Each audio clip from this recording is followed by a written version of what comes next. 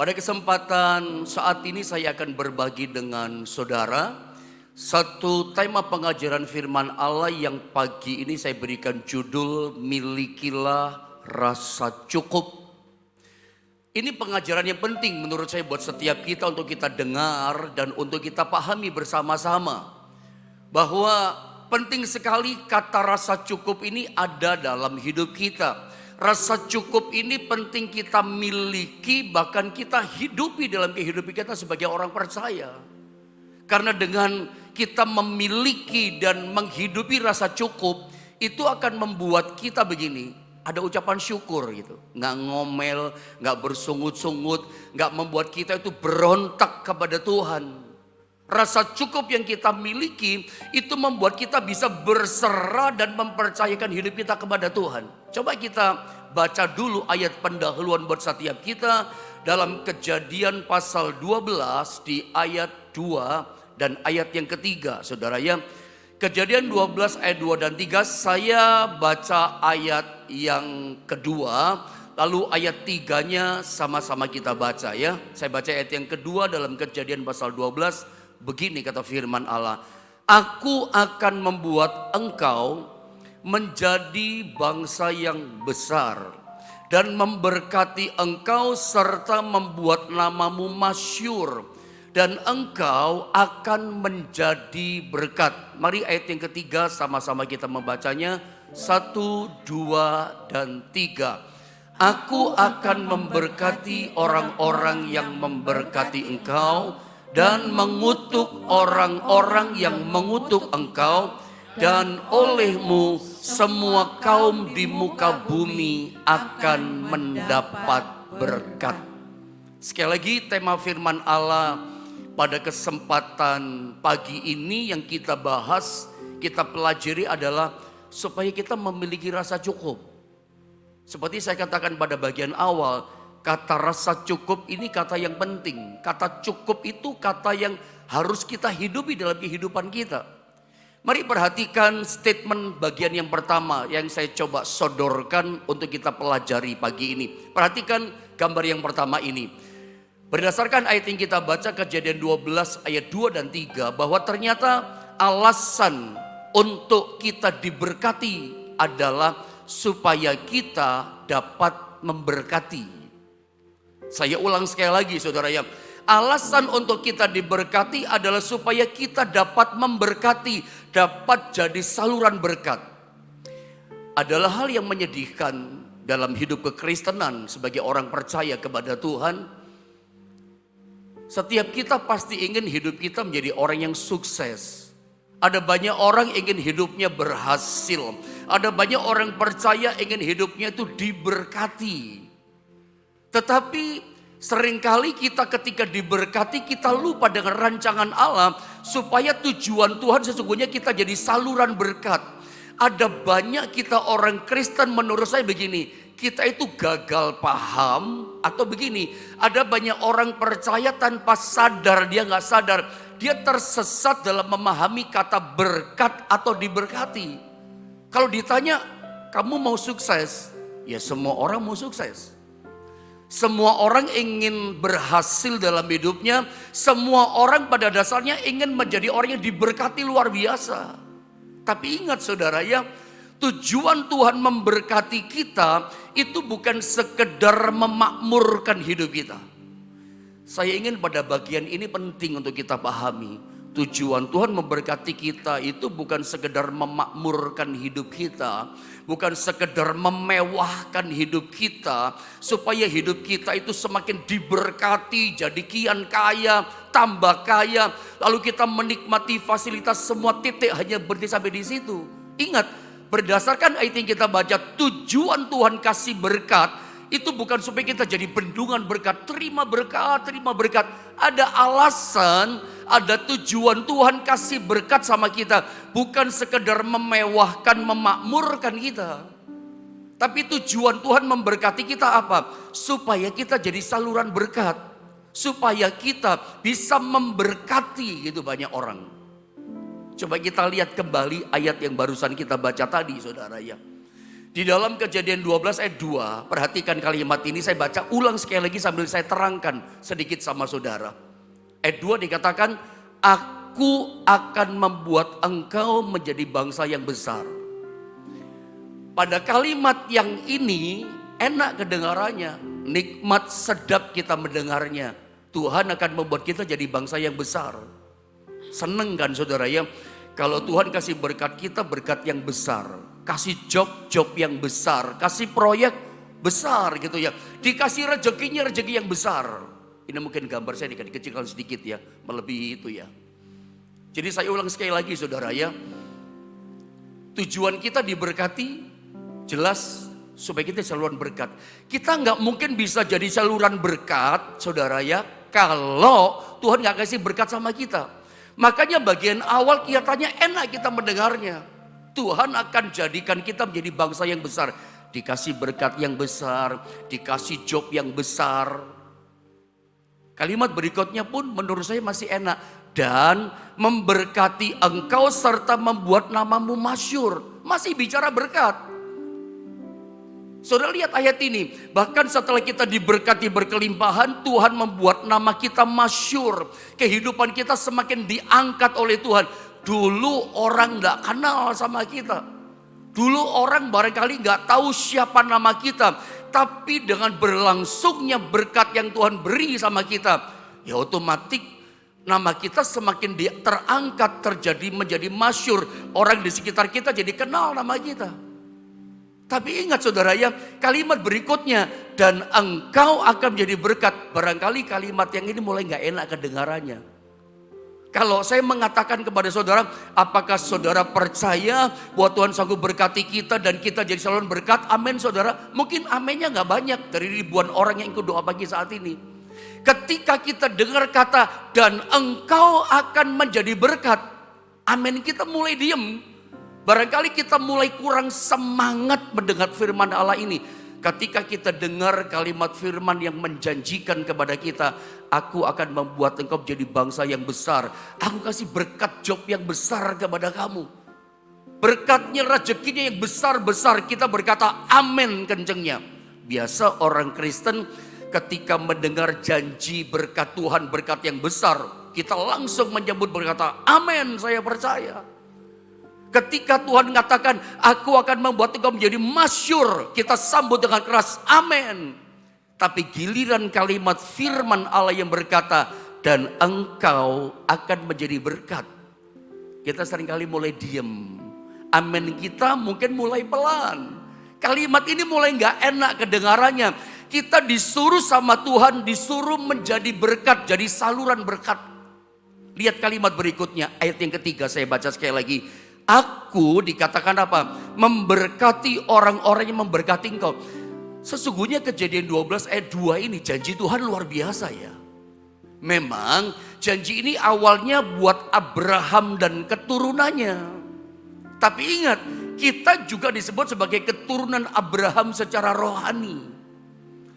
Kalau Anda tanya sama saya, pendeta dasar ayatnya mana? Janji Abraham dan keturunannya, janji ini juga berlaku buat kita. Ada sih ayatnya saudara ya, itu ada sedikit saja ya. Saya minta tolong multimedia, saya tidak sempat catat ini ayat, saya cari ya. Dalam Galatia pasal 3, Galatia pasal 3 di dalam ayat 6 dan ayat yang ke-7 dan loncat ayat 29, Kejadian 3, saya minta tolong multimedia, ayat yang ke-6 saya baca ya. Janji ini memang buat Abraham dan keturunannya. Tapi ingat, Anda dan saya, orang-orang yang percaya kepada Yesus, kita juga disebut keturunan Abraham secara rohani. Lihat ya, ini dasar ayatnya. Galatia 3:6 saya baca. Secara itu jugalah Abraham percaya kepada Allah. Lihat, maka Allah memperhitungkan hal itu kepadanya sebagai kebenaran. Terus ayat yang ke-7 dikatakan begini, jadi kamu lihat, kata firman, bahwa mereka yang hidup dari iman, mereka itu termasuk kita semua. Kita yang bagaimana? Mereka atau kita yang hidup dari iman kepada Tuhan, mereka itulah disebut anak-anak Abraham. Mari loncat ayat 29. Apa kata firman itu setiap kita? Ayat 29 berkata begini, dan dikatakan jikalau kamu adalah milik Kristus. Saya mau tanya sama saudara, apakah saudara semua percaya bahwa kita adalah miliknya Kristus? Yang percaya katakan amin. Apakah kamu percaya bahwa kita ini adalah punyanya Yesus? Kalau kita percaya hidup kita punya Tuhan, hidup kita miliknya Tuhan, maka Alkitab firman Allah berkata begini, maka dikatakan apa? Maka kamu juga dikatakan apa? Adalah keturunan Abraham dan berhak menerima janji Allah. Yang percaya katakan haleluya. Jelas Alkitab katakan kalau kita punya iman kepada Yesus, kita menjadi miliknya Yesus. Alkitab katakan apa? Maka kamu juga terhitung begini, keturunan Abraham dan mempunyai hak untuk apa? Menerima semua janji Allah. Kita kembali kepada Kejadian 12 tadi. Ayat yang ketiga yang saya belum selesaikan. Ini memang awalnya janji untuk Abraham dan keturunannya. Tapi ternyata janjinya bukan cuma hanya untuk Abraham saja.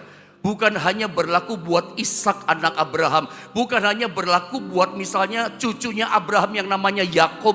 Dan terus sampai cicitnya 12 suku Israel. Enggak saudara ya. Ini berlaku buat setiap kita yang beriman kepada Yesus. Milik Yesus. Kita disebut keturunan Abraham. Kita pun berhak menerima berkat ini loh. Bahkan di ayat 3 dikatakan begini. Semuanya indah keterdengarnya. Aku akan memberkati orang-orang yang memberkati engkau. Ini janji yang dahsyat loh. Jadi kalau ada orang datang memberkati kita. Orang itu pasti diberkati sama Tuhan. Dahsyat loh. Ada orang berbagi berkat sama kita. Orang itu pasti diberkati Tuhan. Tetapi kebalikannya. Ini Tuhan jadi pembela kita yang dahsyat dalam kalimat berikutnya. Dan mengutuk orang-orang yang mengutuk engkau. Jadi kalau ada orang kutukin kita. Dia dikutuk oleh Tuhan. Ada orang-orang yang musuhin kita. Dia jadi musuhnya Tuhan. Yang memberkati kita diberkati sama Tuhan hidupnya. Tapi orang yang melawan kita dilawan sama Tuhan. Orang yang mengutuk kita dikutuk sama Tuhan. Bukankah ini jaminan pembelaan Tuhan yang dahsyat sama kita? Ini janji kepada Abraham dan keturunannya. Ternyata janji ini juga buat setiap kita. Tapi lihat kalimat berikutnya. Ini mulai gak enak lagi. Sama ayat 2 dan ayat 3 janjinya sama. Dikatakan begini. Dan dikatakan olehmu semua kaum di muka bumi akan mendapat berkat. Ini bicara apa?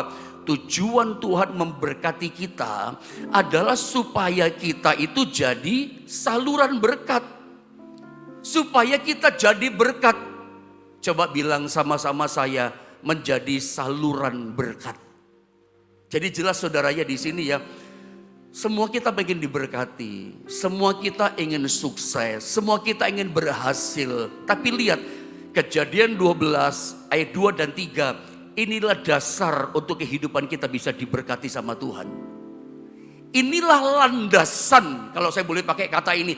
Inilah landasan untuk kita orang percaya keturunan Abraham secara rohani bisa menerima berkat Tuhan. Landasannya apa pendeta? Landasannya adalah kita harus siap jadi saluran berkat. Jadi kalau Anda berdoa minta berkat sama Tuhan, doamu akan dikabulkan Tuhan. Anda berdoa Tuhan berikan saya kesuksesan, keberhasilan. Itu ditentukan motivasi dalam hati nurani kita.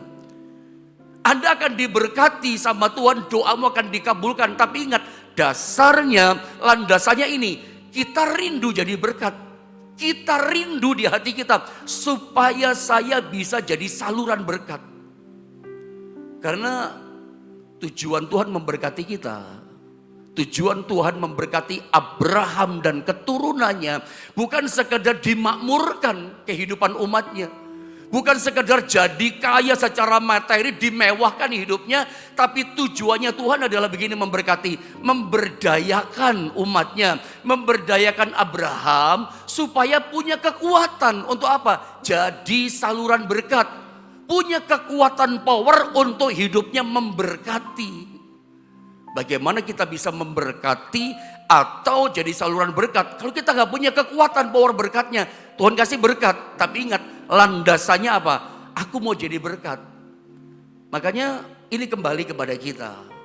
Kenapa seringkali kita minta berkat Tuhan, Tuhan gak kasih berkat? Kenapa kita minta Tuhan saya pengen berhasil, tapi gak ada jawaban? Jangan-jangan landasan hati kita gak bener. Ini motivasi penting dalam hidup kita. Jadi kalau kita ingin diberkati Tuhan, dasarnya apa? Jadi saluran berkat, ingin memberkati. Makanya saya tuliskan statement kalimat berikutnya. Kita harus memahami dengan baik bahwa tidak semua berkat yang kita terima itu jatahnya kita semua. Tahan gambarnya ya. Lihat, gambar Tuhan kasih berkat sama kita sejumlah berkat. Tuhan mau berkat itu disalurkan sama yang lain. Ada tangan-tangan yang lain bisa menerima. Mungkin tuh orang yang susah. Mungkin tuh orang-orang yang membutuhkan berkat dari kita, pertolongan kita, orang-orang di sekitar kita. Atau mungkin pekerjaan Tuhan membutuhkan panggilan kita. Saudara, pergerakan pelayanan pekerjaan Tuhan itu bukan cuma butuh doa kita. Gereja di tempat saudara digembalakan, pelayanan pekerjaan Tuhan itu bukan hanya butuh doa dan puasa kita. Butuh tenaga kita, gak cukup.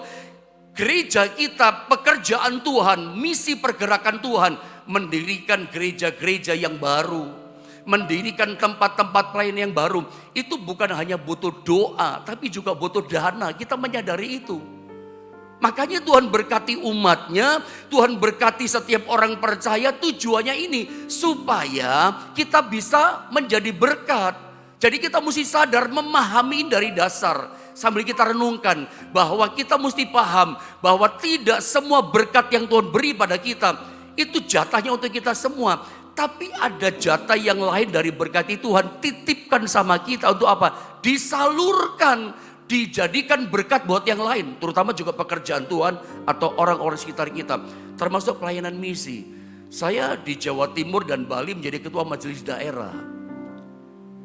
Ya, dalam kepemimpinan saya menekankan pelayanan misi untuk pembukaan lahan baru.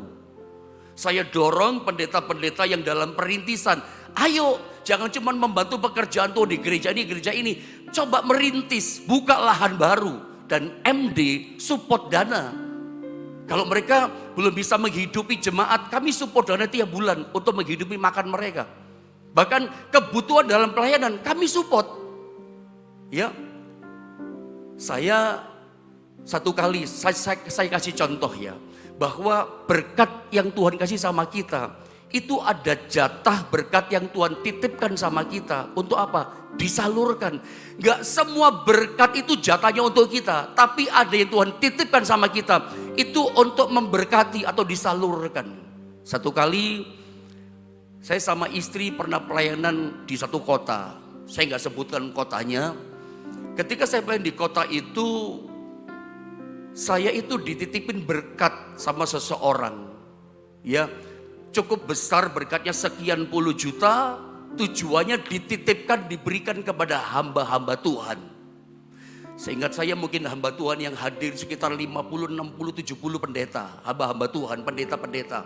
Karena kalau saya keluar kota ibadah KKR itu biasanya bukan KKR hanya untuk jemaat. Biasanya juga pendeta-pendeta itu hadir, saudara ya. Banyak pendeta hadir.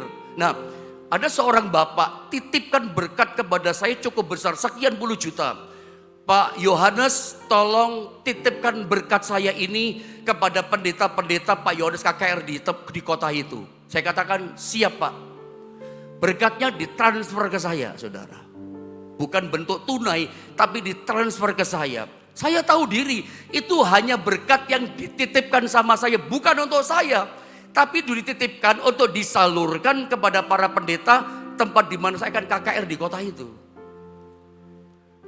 Kalau misalnya saya juga hamba Tuhan kan sebetulnya.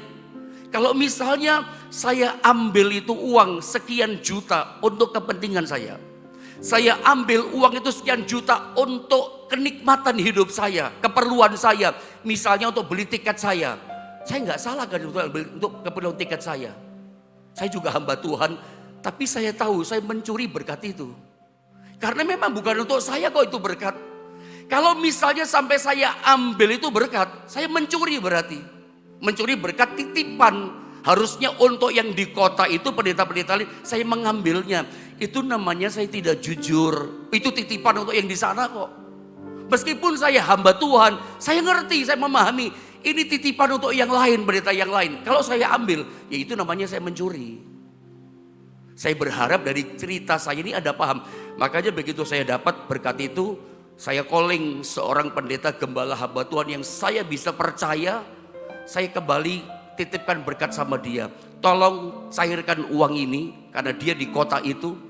Siapkan amplopnya, nanti pada waktu ibadah, bagi-bagi semua rata kepada pendeta yang ada. Saya cuma dititipkan. Saya berharap lewat cerita yang saya beri sama saudara, Anda bisa memahami itu. Kalau misalnya saya mengambil sekian juta untuk diri saya sendiri, saya tidak jujur, saya mencuri berkat titipan itu. Makanya di gambar berikutnya saya kasih statement seperti ini. Walaupun tahu ini keras, bisa menyinggung orang gitu ya. Tapi maafkan kalau kata-kata saya menyinggung. Tapi saya lebih senang berterus terang kepada saudara apa adanya dalam pengajaran firman. Supaya kita memahami firman. Tapi saya ngomong permisi bicara pada saudara dari awal. Maafkan kata-kata ini. Perhatikan baik-baik gambar ini. Pencuri berkat itu adalah seseorang yang tidak menyalurkan berkat. Seperti contoh saya tadi.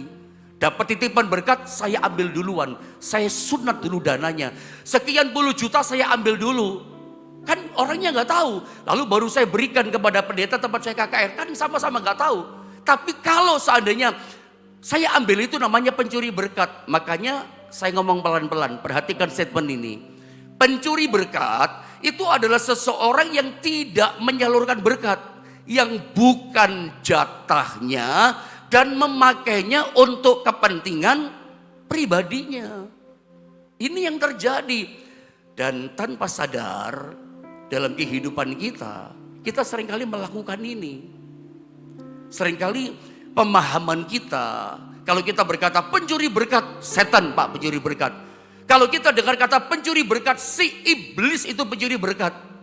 Maafkan kata-kata saya, seringkali tanpa sadar kita ini orang percaya, bahkan termasuk hamba-hamba Tuhan, kita sering melakukan itu. Ingat ya dari awal pemahaman kita, setiap berkat yang Tuhan beri kepada kita, itu enggak semuanya jatah kita. Berkat yang Tuhan percayakan sama kita, itu ada sejumlah berkat yang Tuhan titipkan sama kita. Untuk apa? Disalurkan. Dasar ayatnya apa? Dasar ayatnya adalah Kejadian pasal 12 ayat 2 dan 3. Tuhan berkati kita supaya kita jadi berkat memberkati. Tuhan berkati kita supaya kita jadi saluran berkat. Jadi dari dasar Kejadian 12 ayat 2 dan 3 ini menjadi satu dasar bahwa gak semua berkat yang Tuhan beri sama kita jatahnya untuk kita semua. Untuk kita nikmati semua. Untuk diri kita semua. Untuk kemewahan diri kita. Enggak. Jadi saluran berkat. Tetapi jujur seringkali tanpa sadar kita itu menjadi pencuri berkatnya Tuhan. Maafkan kata-kata ini gak enak saudaranya. Tanpa sadar kita seringkali melakukan ini. Kalau Anda lihat gambar berikutnya ini saudara ya. Sebenarnya gini ya. Semua orang percaya itu memiliki kerinduan untuk menjadi berkat. Kalau Anda tanya kepada semua orang Kristen yang Anda kenal di kanan kiri saudara, teman-teman pelayanan hamba-hamba Tuhan, tanya satu persatu. Tanya, kamu rindu gak jadi saluran berkat? Oh rindu, saya ingin jadi saluran berkat. Kamu rindu gak hidup bisa memberkati orang lain? Oh saya sangat rindu, hidup saya bisa memberkati orang lain. Setiap orang Kristen, setiap pelayan Tuhan, bahkan hamba Tuhan, semua orang kalau ditanya dalam hatinya itu punya kerinduan yang besar untuk memberkati dan jadi saluran berkat. Rindu, tapi persoalannya begini. Gambarnya munculkan, tetapi tidak semuanya memiliki cukup keberanian, tidak semuanya memiliki iman yang besar untuk melakukannya. Kerinduan ada, tapi tidak cukup punya keberanian untuk melakukannya. Statement ini yang saya kasih pada bagian akhir sama saudara, ini penting loh sambil Anda renungkan. Saya baca ulang sekali lagi ya. Sebenarnya semua orang percaya itu memiliki kerinduan untuk hidupnya menjadi berkat. Semua ditanya sama. Tetapi tidak semuanya memiliki cukup keberanian. Untuk apa? Untuk melakukannya. Ini yang terjadi. Dan rata-rata kalau ditanya yang namanya tidak cukup keberanian untuk melakukan, alasannya cuma satu. Karena kondisi, karena keadaan, tekanan keadaan. Sorry ya kata-kata saya ya. Kenapa sih orang seringkali menjadi pencuri berkatnya Tuhan yang Tuhan titipkan harusnya disalurkan. Tapi dia nikmati sendiri. Anda maaf ya, pernah nggak lihat seorang pencuri ketangkep? Begitu ditangkap, mungkin digebukin, dipaksa, ditanya gini, kenapa kamu mencuri? Jawabannya rata-rata gini, karena keadaan membuat saya mencuri. Saya butuh uang, saya punya hutang yang banyak yang saya harus bayar. Rata-rata ketika pencuri ketangkep, digebukin, ditanya, kenapa kamu mencuri? Kenapa kamu melakukan ini? Jawabannya karena sikon keadaan yang menekan dia. Rata-rata seperti itu saudara ya. Karena keadaannya itulah. Makanya saya ingin memberitahukan pada saudara, ini yang terjadi dalam kehidupan orang percaya. Atau alasan kedua begini, kenapa sih orang gak bisa berani melakukan hidupnya di saluran berkat? Ada alasan kedua. Yang pertama karena apa? Keadaan, kami sulit, sukar. Yang kedua begini, alasannya, kami takut nanti tidak cukup. Itu alasan kedua, cuman dua kok jawabannya. Kenapa sih orang tidak berani memiliki keberanian menjadi saluran berkat atau menjadi berkat buat orang lain? Alasannya dua, karena keadaan kami sulit, kami butuh. Atau yang kedua ini, keadaannya karena kami takut gak cukup. Takut gak cukup. Coba lihat ayat yang terakhir saya coba sodorkan sama saudara yang saya mau terangkan di sini. Ibrani pasal 13 ayat 5. Saya baca ya, perhatikan ayat ini. Janganlah kamu menjadi hamba uang. Lihat ini, dan cukupkanlah dirimu dengan apa yang ada padamu, karena Allah telah berfirman, aku sekali-kali tidak akan membiarkan engkau, lihat, dan aku sekali-kali tidak akan meninggalkan engkau. Ada dua alasan kenapa orang Kristen, orang percaya, hamba Tuhan, dia tidak punya keberanian menjadi saluran berkat. Dia tahu ada jatah yang Tuhan titipkan untuk disalurkan. Dan ada ceritanya, Alkitab mengajar bahwa semua berkat yang datang sama kita, itu jatah kita semua. Enggak, ada yang dititipkan jadi saluran. Tapi kenapa kita tidak menyalurkan? Tidak ada keberanian. Kenapa ada keberanian? Keadaan yang sulit, Pak. Yang kedua, takut tidak cukup. Makanya penting, dalam ayat ini dikatakan, cukupkanlah dirimu. Menghidupi rasa cukup ini penting.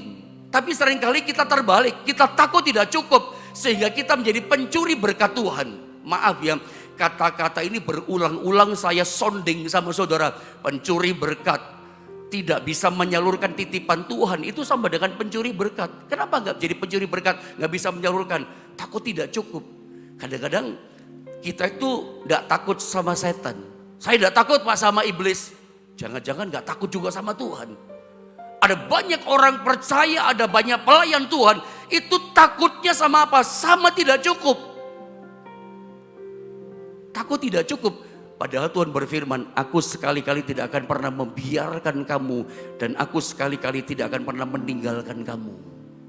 Saudara, bagaimana kita bisa calon berkat? Kita mesti percaya Tuhan kita Tuhan yang besar. Coba lihat satu ayat ya, multimedia tolong bantu ya. Dalam Filipi pasal yang keempat, lihat ayat 19. Untuk mematahkan rasa takut tidak cukup, perhatikan ayat ini. Bagaimana supaya kita punya keberanian menjadi saluran berkat. Lihat ayat ini, Filipi 4 ayat 19. Mari sama-sama kita membaca ayat ini. Saya kunci pengajaran firman Allah dengan ayat ini. Filipi 4 ayat yang ke-19. 1, 2, dan 3. Allahku akan memenuhi segala keperluanmu menurut kekayaan dan kemuliaannya dalam Kristus Yesus. Saudara, Alkitab katakan begini, Allahku akan memenuhi segala keperluanmu. Bukan sekedar memenuhi keperluanmu, tapi Allahku, Bapa kita, Yesus kita dikatakan akan memenuhi segala keperluanmu. Untuk mematahkan takut dengan tidak cukup tadi, Anda mesti mempercayai bahwa Tuhan kita adalah Tuhan yang mampu mencukupi kita. Tuhan kita harus percaya Dia sanggup memenuhi keperluan kita. Mengalahkan rasa tidak cukup, mesti percaya pada kemampuan Tuhan kita. Bahwa Tuhan kita itu sanggup memenuhi segala keperluanmu. Dia sanggup memenuhi segala kebutuhanmu. Dikatakan apa? Menurut kekayaan. Tuhan kita Tuhan yang kaya. Yang percaya katakan amin. Tuhan kita itu kaya. Lebih kaya dari segala kebutuhan yang kita butuhkan, keperlukan hari ini. Saya nggak tahu kebutuhan saudara apa. Keperluan saudara apa. Alkitab katakan Tuhan itu kaya. Makanya Dia sanggup memenuhi segala keperluan kita. Umat yang percaya kepadanya di seluruh dunia. Tuhan kita kaya. Dan dikatakan apa? Kemuliaannya dalam Kristus Yesus. Kata kemuliaannya itu bicara kekuatannya. Kata kemuliaannya bicara tentang kuasanya yang tak terbatas. Jadi mari kita percaya pada kemampuan Tuhan kita. Dia sanggup memenuhi segala kebutuhan kita. Dia sanggup mencukupkan yang kita perlu. Segala yang kita perlu, Dia sanggup cukupkan. Kenapa? Dia kaya. Menurut kekayaannya dan kemuliaannya di dalam Kristus Yesus. Dia kaya. Bicara Dia sanggup memenuhi kita, mulia. Itu bicara kuasa dan kekuatannya. Kita akan bisa jadi saluran berkat ketika kita yakin bahwa Dia sanggup memenuhi segala kebutuhan kita. Padahal ketika kita jadi kerannya Tuhan ya, jadi saluran berkat, seperti keran dibuka, itu air mengalir terus loh.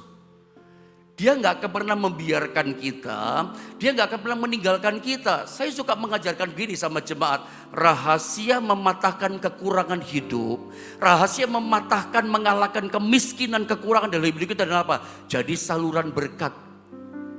Seperti keran dibuka kalau mengalir saudara ya, apa yang terjadi? Ya berkatnya terus mengalir, terus tidak pernah berhenti. Dia nggak pernah biarkan kita, Dia sanggup memenuhi kebutuhan kita. Tentu saya yang mengajar firman Allah ini, saya menghidupi firman Allah ini. Walaupun saya gembala, bukan hidup yang bermewah-mewah kelimpahan bagaimana. Tapi kemanapun saya pergi dalam pelayanan saya, apalagi dalam acara-acara kependetaan, kumpul sinode, di tas saya pasti ada amplop, tas istri saya pasti ada amplop. Ya, tinggal berkatnya dimasukkan. Ketika kami tahu ada seorang dibantu, kami akan memberikan saluran. Cerita ini bukan berarti apa ya, saya mengajar firman, kalau saya tidak menceritakan sesuatu, Anda tidak paham. Ini bukan menyombongkan diri, tapi saya merasakan begini, berkatnya selalu mengalir. Baru menabur, Tuhan menabur kembali.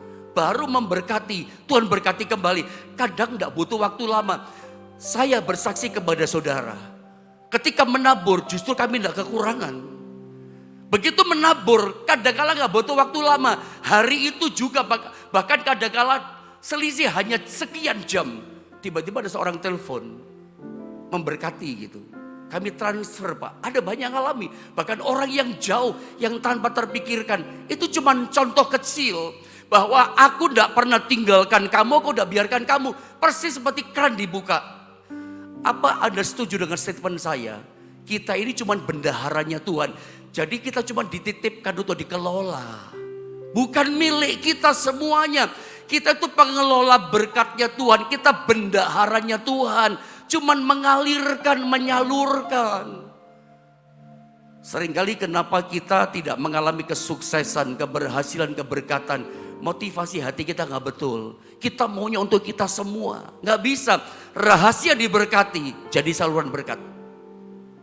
Mari biarlah firman Allah ini mengingatkan kita. Bukan hanya orang-orang di sekitar kita yang membutuhkan saluran berkat. Bukan cuma teman-teman kita. Pekerjaan Tuhan di mana Anda digembalakan. Misi pergerakan pelayan-pelayan di pedesaan itu membutuhkan saluran berkat. Saya tidak keberatan ketika beberapa jemaat datang kepada saya, jemaat saya gembalakan loh saudara ya. Tanya, Om Yohanes, saya mau memberkati gereja sana boleh gak? Loh silakan. Silakan saudara yang memberkati di gereja kami, puji Tuhan, bahkan memberkati di pedesaan silakan. Karena itu memang yang Tuhan inginkan, supaya kerajaan di dunia ini, kerajaan Allah semakin meluas.